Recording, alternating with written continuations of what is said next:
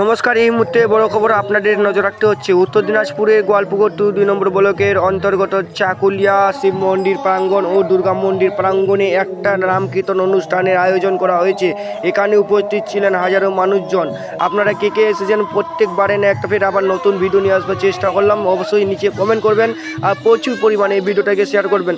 আপনারা দেখছেন আর live news চাকুলিয়ার মাধ্যমে প্রত্যেকবারেই নতুন নতুন ভিডিও নিয়ে আসবার চেষ্টা করি, আরেকবার নিয়ে আসবার চেষ্টা করলাম।